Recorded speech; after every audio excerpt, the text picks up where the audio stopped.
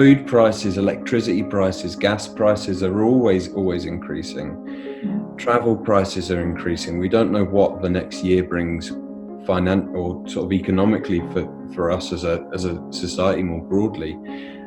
And they're talking about giving people less money to spend. They're talking about making it harder for anyone who happens to find themselves out of work, whether it's through illness or through misfortune or whatever. They're talking about reducing our incomes. It just seems an absurd situation that has been created.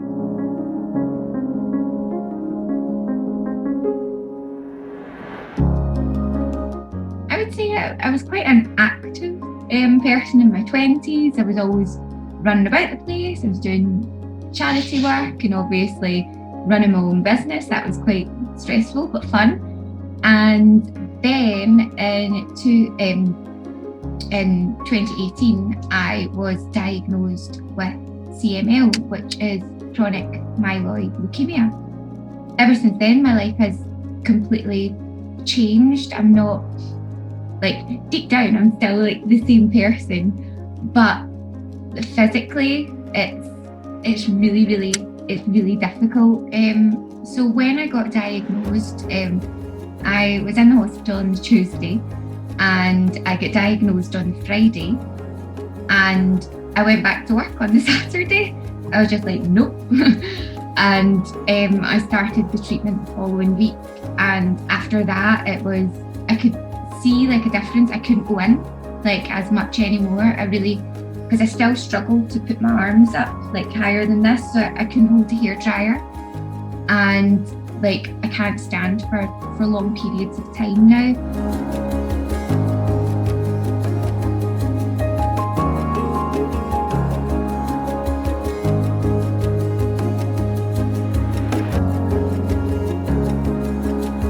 So they said to me, okay, well, because of your health, why don't you get an office job? And I was like, I have a job, and if I was to close that business at the time, I would then be leaving other people without a job. So I was like, what? They didn't get it.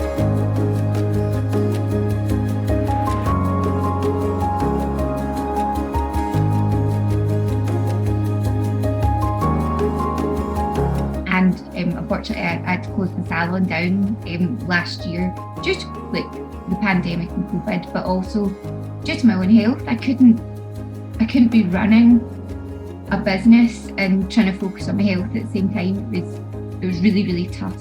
So every day I'm faced with fatigue, bone pain, muscle pain, and I take a treatment every morning, and every morning I'm sick.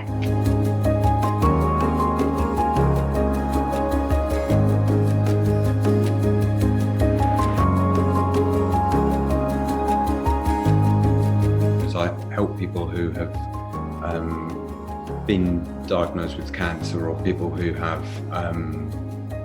are caring for people with cancer or in other ways affected by that, to claim the benefits that they're entitled to. So that will be everything from working out what you're entitled to start off with, doing the application itself, and then doing things like challenging decisions and doing the sort of representation stuff, which is unfortunately sometimes necessary.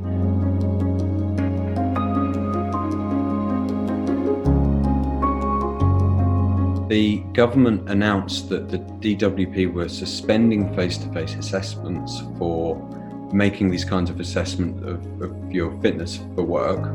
That was interpreted either willfully or mistakenly by quite a large number of, or quite a large part of the DWP as we're not doing these at all anymore. So there's a difference obviously between, on the one hand, having a face-to-face meeting with someone to determine whether you're entitled to an additional amount of money in your benefit, and having that decision made without necessarily that face-to-face meeting needing to take place.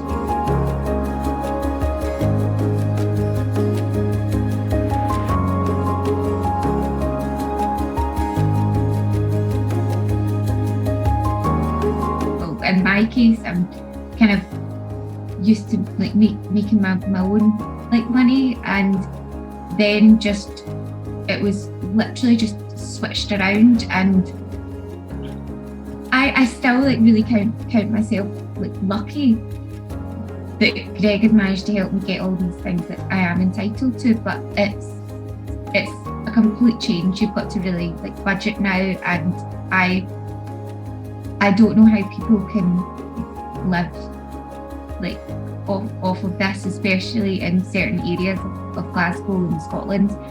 I don't know how people can live off of this.